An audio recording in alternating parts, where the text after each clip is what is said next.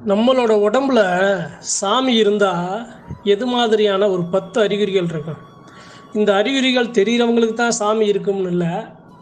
இந்த அறிகுறிகள் தெரிகிறவங்கள்ட்ட சாமி பேச அதிகமாக வாய்ப்பு இருக்குங்கிறதுக்காக நான் அதை பகிர்ந்துக்கிறேன்.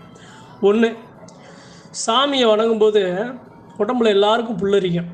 தெய்வத்தை ரொம்ப கண்கொள்ளா காட்சியை பார்க்கும்போது நம்மளை அறியாமலே நம்ம உடம்புல புல்லரிக்கும்.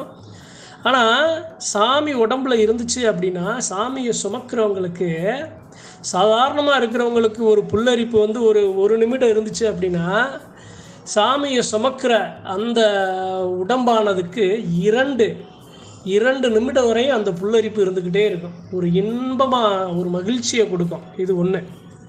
ரெண்டாவது, சாமியை உணரும்போது நம்மளை அறியாமையே கண்ணீர் வரும். எந்த நேரத்தில் கண்ணீர் வரும்னா, நம்ம சாமியை வணங்கும்போது மனசில் இருக்க குறைகளை நம்ம கொட்டி வணங்கும்போது நமக்கு கண்ணீர் வரும். நான் அந்த கண்ணீரை சொல்லலை. தெய்வத்தை எப்படி சொல்கிறதுனா, ஒரு சின்ன உதாரணம் இந்த இடத்துல சொல்கிறேன். ஒரு எல்லையில் ஒரு சாமிக்கு கண் திறக்கிறாங்க. அந்த தெய்வத்தை கண் திறக்கும்போது, ஆகம விதிப்படி அந்த தெய்வத்துக்கு கண் திறக்கும்போது அந்த குலசாமியை அங்கே இருந்த குலமக்கள் எல்லாத்துக்கும் கிட்டத்தட்ட ஒரு 40 பேர் இருந்தாங்கன்னா, அதில் ஒரு 10-15 பேருக்கு கண்ணீர் வந்துக்கிட்டே இருக்குது. அதில் அந்த 10-15 பேரில் கிட்டத்தட்ட 7-8 பேர் சாமியாடிகள். அப்போ அந்த தெய்வம் கண் திறந்து நம்மளுடைய குலமக்களை பார்க்க போதுங்கிற அந்த உணர்வு அந்த சாமியாடிகள், அந்த சாமியை உணர்றவங்க, அந்த உடம்புல இருக்கிறவங்களுக்கு தெரிஞ்சதுனால அவங்கள அறியாமல் கண்ணீர் கிட்டத்தட்ட ஒரு 1.5 நிமிஷம் 2 நிமிஷம் வரைக்கும் அவங்கள அறியாமல் அப்படியே கண்ணீர் விட்டுக்கிட்டே இருக்காங்க. இது 2. மூணாவது, சாமியை பற்றின கவலை. எது மாதிரி கவலை?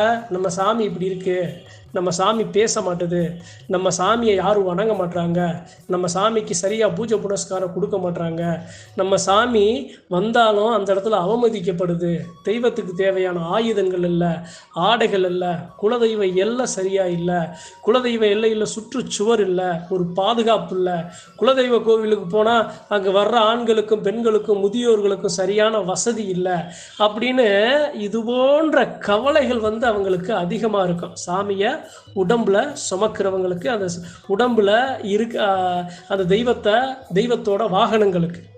இது 3வது. 4வது, பங்காளிகள் இருப்பாங்க பார்த்தீங்களா, அந்த பங்காளிகள் மேலே ரொம்ப பாசம், அதிக பாசம்.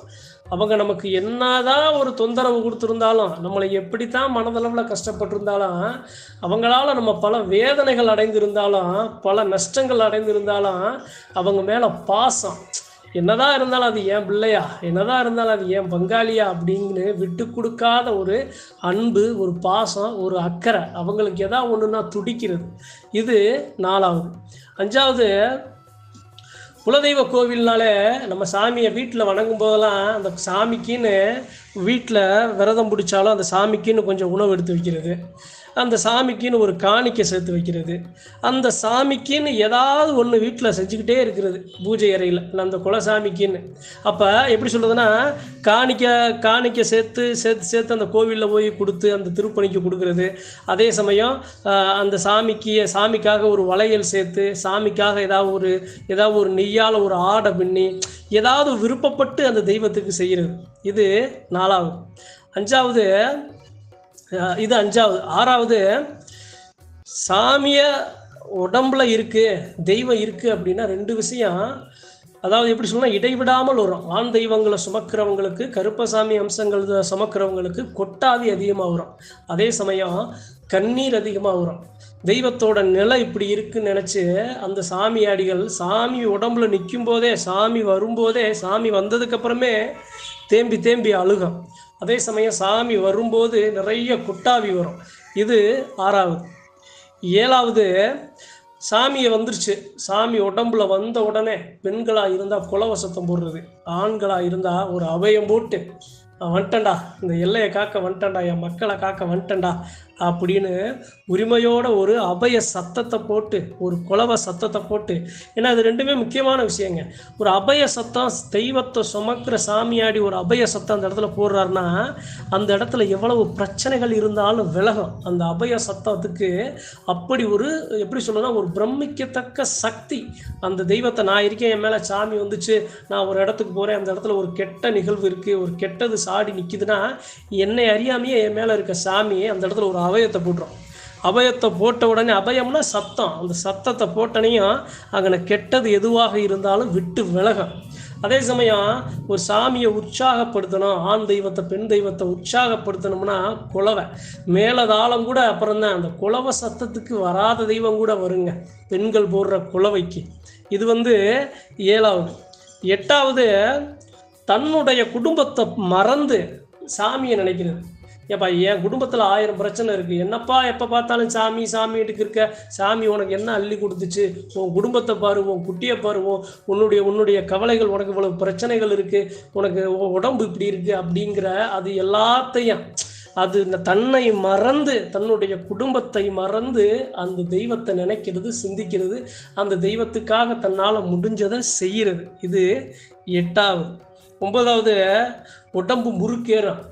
உடம்பு முறுக்கேறும்போது, அதாவது எப்படி சொல்லுவதுன்னா, ஏதாவது மேலே சத்தமோ இல்லைனா பம்பை சத்தமோ இல்லைனா ஒரு உரிமை சத்தமோ இல்லைனா ஒரு உடுக்க சத்தமோ அது மாதிரி சத்தத்தை கேட்கும்போது நம்மளை அறியாமையே தன்னுடைய தேகமானது ஆடும், தன்னுடைய உள்ளமானது ஆடும்.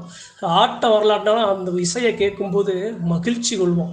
ஒரு தெய்வத்தை சுமந்த ஒரு இன்பம் நம்மளுடைய உடம்பானது அது அந்த இடத்துல நமக்கு கொடுக்கும், அதை நாம் உணர முடியும். இது 9வது. 10வது ரொம்ப முக்கியமானதுங்க. சாமியை, அதாவது எப்படி சொல்லுதுன்னா, உங்கள் உடம்புல சாமி இருந்துச்சுன்னா தெய்வம் உங்கள் கூட பேசும்.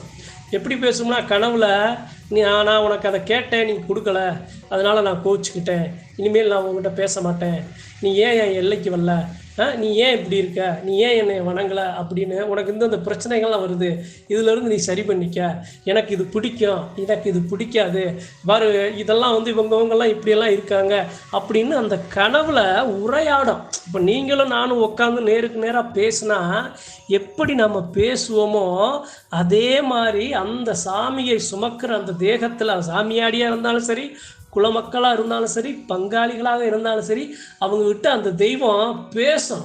அப்படியே அந்த தூக்கத்தில் பேசும். அவங்க தூங்கும்போது அவங்கள சுற்றி அவங்களுடைய அந்த நிகழ்வுகளை காட்டும், அவங்கள வருடி கொடுக்கும், அவங்கள தாய் போல பாதுகாத்துக்கிறோம்.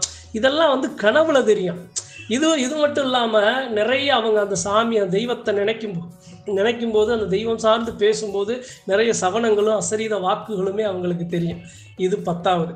இந்த 10 விஷயங்கள் தாங்க. உங்கள் உடம்புல சாமி இருக்கா, இந்த 10 விஷயங்களில் ஏதாவது ஒன்றாவது இருக்கும்.